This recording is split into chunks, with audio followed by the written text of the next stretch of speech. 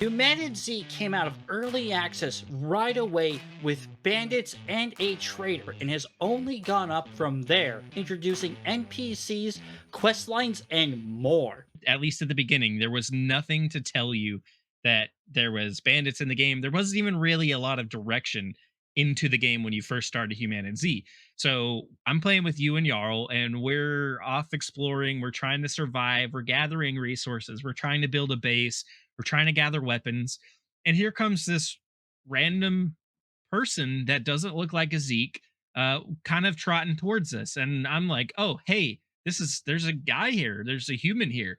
And then I don't remember what kind of weapon he had, but he either pulls out a gun or pulls out a blunt weapon and just starts trying to destroy me.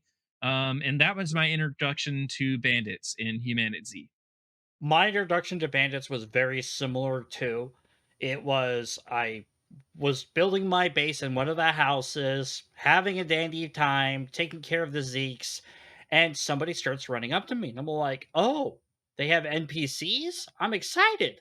Now, I had known that they had bandits in the game ahead of time. I'm not completely oblivious to this, but I thought the bandits were stupid, silly bandits that just stayed inside their bases. Mind you, I'm playing like on day one, so I expected the bandits to be bad. No, this guy comes to my house and just starts attacking me and eventually unlives me, and I just don't know what to do because I didn't spawn back at the home I was working on, so I had to run all the way back there, and he's there waiting for me, and I have a fist fight with him, and I eventually win after 5 deaths. But that was my introduction to bandits, so very similar experiences. But I actually almost became jaded because when I first met the traitor, I didn't know he was a traitor, and I shot him with a shotgun and unalived him with one shot. I was actually streaming it, and somebody on stream was all like, that's the traitor. And I'm like, oh, there's traitors in the game? I was very excited to find out traitors, but my first traitor, because I've had so many bad experiences with bandits, ended badly. They do have their bandit camps where they stay and they'll be located, but there's also roaming bandits. And every now and then, I don't know exactly what has attracted them when this has happened to me, but every now and then you'll just be in a peaceful place, going through your inventory, checking the what's in the back of your truck or your van or your base, and you're not even really paying attention. And then all of a sudden there's gunfire and you look up and there's three or four bandits charging you out of nowhere. They just kind of happen to cross you. What I like about HumanZ from the very beginning is that it kind of indicated that civilization itself, although it probably fell to, whatever the Zeeks are or whatever else, it still has some parts of civilization. And it was refreshing to see a zombie game that didn't immediately go, everything went to heck and everyone's a zombie except for you and whoever else you play with. It was kind of cool to see them from the very get go. But then they gave us friendly NPCs. And I thought that was kind of cool because the friendly NPCs came with kind of our own dialogue from the very get go. Yeah, and if I'm not mistaken, we started out with just dialogue, maybe a quest sprinkled in through here or there, but mostly the friendly NPCs. You just walked up to them and they talked to you. Sometimes it gave you a little bit of lore of the world. Sometimes it was just some piddly little thing where they're like, "Man, I wish I had a gas mask," or sometimes it's I got attacked by raiders, such and such, like things like that, but it slowly evolved to more than that. Now we have NPCs that say those things, but they also give you quests. They also give you more lore than just a little bit here and there. And some of them actually direct you to survivor camps because we have full-fledged survivor camps now. Yeah, and what's cool about the friendly NPCs when they first were brought in was that they weren't static either. They did move around. You would come across them on the road. I think there's one right outside the starter spawn that you can talk to. Let's not talk about the guy outside the starter spawn. Oh, let's talk about it. Go ahead. Now I want to hear about this. Well, whenever I started doing the research for this episode, I knew the guy was at the starter spawn and I knew he didn't give you a quest. So I decided to go full fledged Negan on him and see what happened when you attacked an NPC.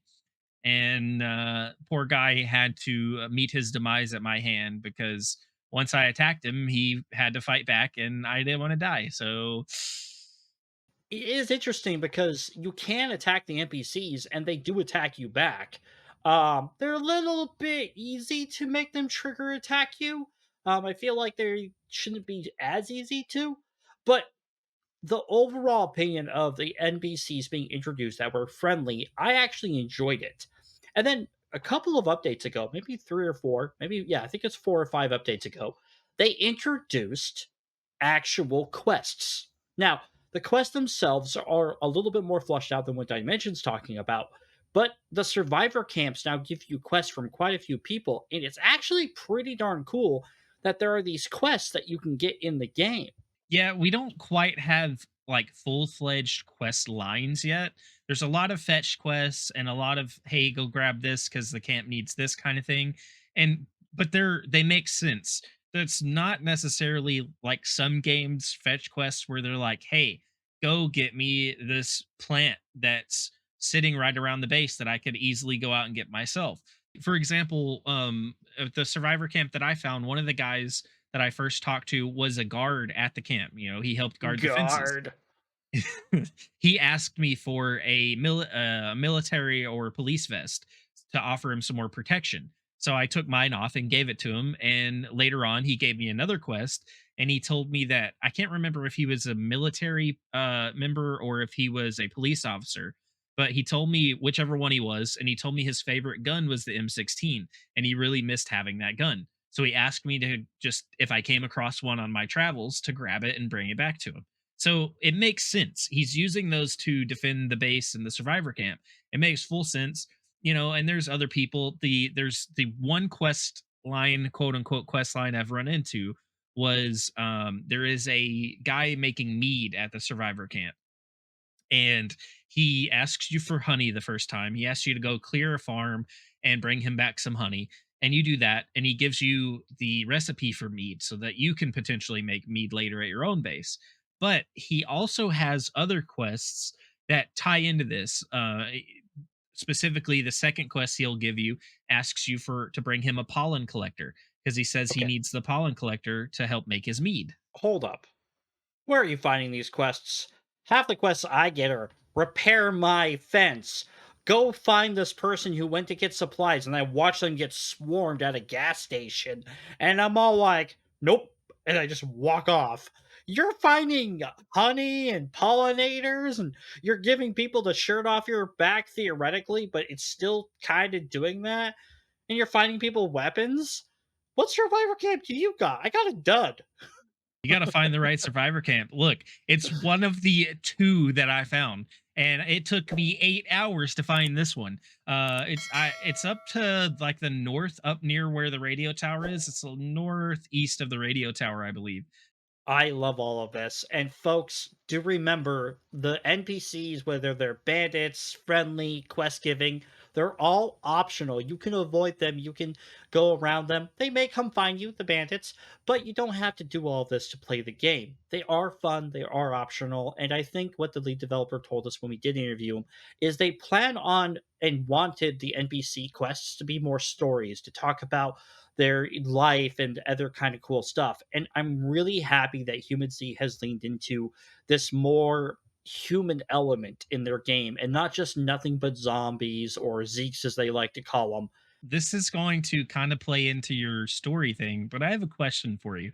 Do you know what has happened to cause the world of HumanitZ? Because as far as I know, there's not a full story out there yet as to why the HumanitZ world is the way it is.